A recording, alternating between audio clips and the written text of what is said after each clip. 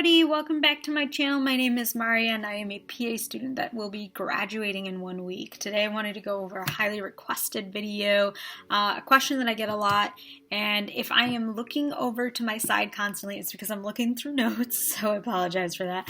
Also apologizing for the quality of this video. I am currently staying at an Airbnb because I am back to campus for 1 week for board reviews. So sorry about the quality. But anyways, today the video is going to be about how do I choose my PA program? What PA program do I choose? How do I go about making that decision? So this is really geared toward pre-PA students, and I get this question a lot. So I just want to let you guys also know that these are my own opinions, they are my own experiences, as you don't have to follow them. But I'm going to kind of go over how my decision making was made, and hopefully that works for you all as well. Okay, so when I was applying to PA school long ago, and thank goodness I don't have to do that anymore, there were a couple things that I kept in mind. The first thing that was really important to me was location. So I wanted to stay in my home state. I am married currently, and we wanted to stay nearby family. That was good for us. And being in our home state not only allowed us to go visit our family, but it also drove the cost of tuition down. So if you are somebody who doesn't want to pay significantly more out of pocket, applying to your home states might be a really good option for you. So location. That was a really important factor for me. And that's what I did. I applied to schools that were within my state, near my home, and I applied to schools that were near my state. So I am in the state of Michigan, so I applied to kind of bordering states. So I applied to Ohio, Indiana, and Illinois, and then I applied to a school in Alabama, which is like near my family. So I applied to those schools. That's what I did. Second most important factor for me was, did I meet most, or if not all, of the prerequisite requirements? So, for example, I applied to almost all of the schools in my home state because they met all of the prerequisite requirements, but there was this one school that had this really weird prerequisite, and it was very specific to that school, and I think those students. So I didn't take that course. I think it would have been another extra $1,000, and it's just something that I didn't want to do. So prerequisite requirements were important for me as well. A lot of PA schools share the same and similar prerequisite requirements. So definitely keep that in mind so you don't have to pay extra money taking all these extra prereq courses. So I made an Excel sheet, I believe, or I made a Google Doc. I wrote out all the schools that I was interested in, and then I wrote out all the schools that I met the prerequisite requirements for.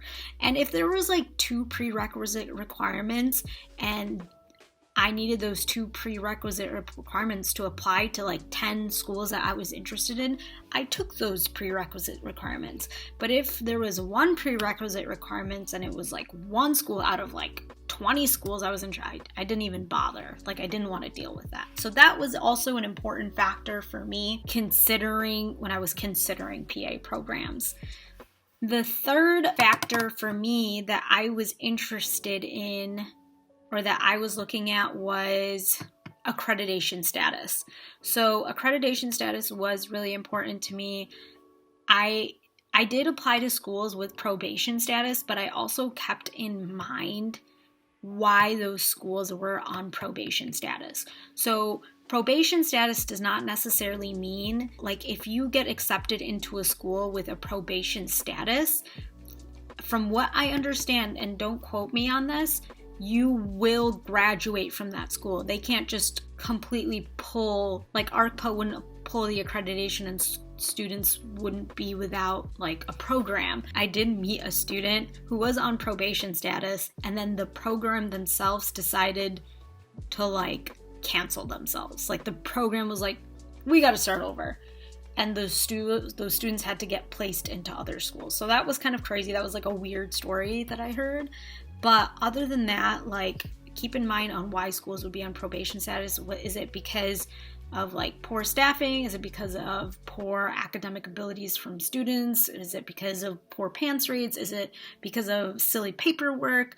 Like, keep those in mind. Don't just throw those schools out. Those schools could have had a really great rapport, and then ARCPA did something and decided like, hey, they need to fix this parts of themselves, and that's okay. Don't completely forget about those schools. Go to their interviews if they invite you. However, I will have to say I did go to an interview with a school that I didn't know had probation status.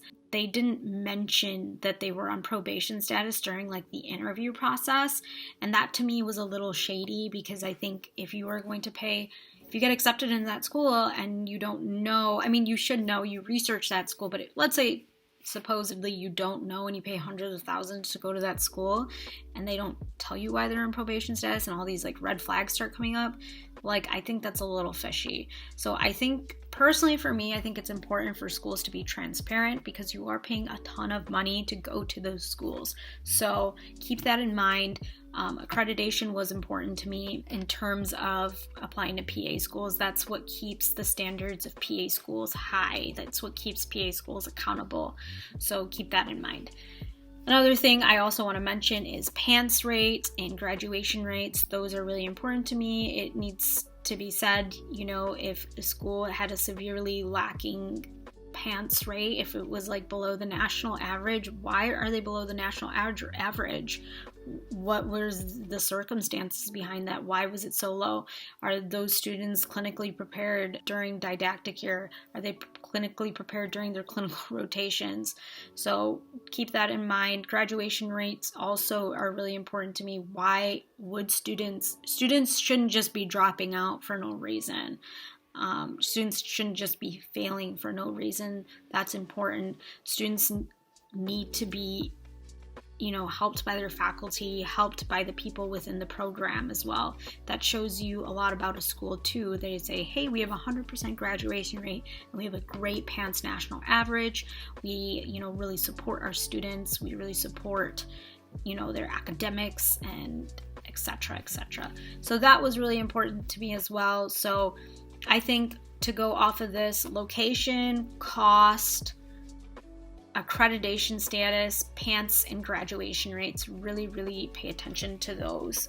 Now, questions that I think pre-PA students,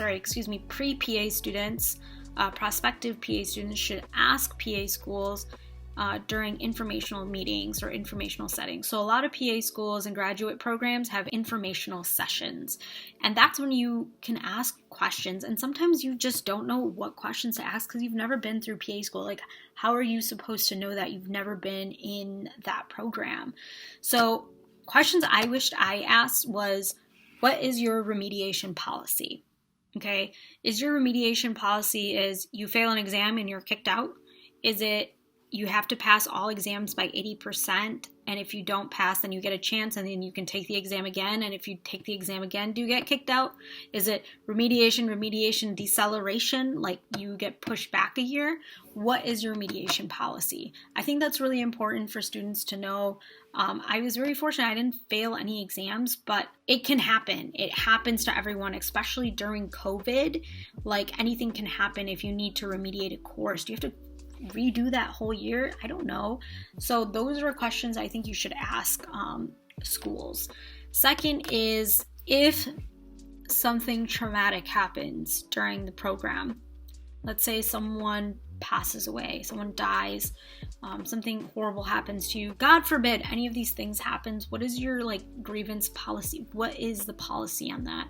What do you do for students? Because anything can happen to anybody, and I think it's important for students to know that. I'm not a parent, but as a parent, I would want to know from students, if you are, and there are a lot of parents who are PA students, a lot of my classmates are parents, and they're doing amazing and they're doing great. But, what type of support do you give parents? I don't know. I'm not a parent, so I don't really know the questions to ask. But, just keep that in mind. If you are a parent and you're interested in PA school, ask go onto class Instagram pages or talk to students during informational sessions and ask them like, hey, how did you deal with this? How did you deal with daycare? How did you deal with schooling? How did you deal with clinical rotations? A second really important question to ask that I didn't know about is placement of clinical rotations. Okay, so you might get a home state. You might get to stay at home for you might get to stay at your home state during didactic year, which is your lecture year. But during clinical rotations, there is a high chance or medium chance, depending what school you go to, that you might be placed in another state on a different coast. I don't know. You might be 2 hours away from home. You might be 5 hours away from home. You might be put everywhere. Okay, so ask that question. Ask during clinical rotations, where do you generally place your students? Okay, is it 2 hours away from home? Is it within 100 miles? 100 miles is a lot of miles, by the way. Is it within 50 miles? Is it within 30 miles? What is it?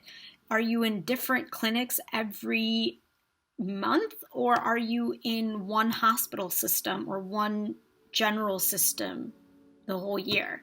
You know, and each has their pros and cons. When I was in different clinics, you know, I got exposed to different demographics, different experiences, and that was great. But I also had to try to find housing every month, and that was kind of hard. That was really hard for me, you know, and it was really hard for my husband too. Like, there were times where I felt like I was looking for an Airbnb, or I was looking for a motel or a hotel. So ask, I don't even know if I'm allowed to boast this, but ask those programs, like, hey, where are you placing your students? And if you are placing your students in this weird location, do you have housing there? Do you have housing for us? Okay, so that won't stress you out. You'll know how to budget out. You'll know what to buy. You'll know where you'll be. Ask what job placement has looked like. Okay, during COVID, job placement has been horrible, so maybe that's not the best question to ask. It's kind of, I feel affected all of us. So I guess ask how's the job placement? How many students have had jobs from this place? What is it looking like? I think that's not more of a school question. That's more of a general outlook of the PA field right now during COVID. I can make a separate video on that, but you know, you can ask. You can ask how that's like. Ask about PANCE pass rates and ask about graduation pass rates. Ask about that. Ask about, during informational sessions, ask about which classes would be the best to take to help prepare you for PA school. Ask about unique courses that you offer that other schools don't. Ask about anatomy lab. Ask if their anatomy lab is cadaver or is it dissection. Ask if it's how long it is. Ask those questions. So don't be afraid to ask questions. I know a lot of PA students, pre-PA students are I'll just go whatever PA school that I get into. And that's my mindset too, honestly. If you get into any PA school that has a decent accreditation and is it's decent, go to that school. You'll get through it. It's 2 years, whatever, you know. But if you have options, right?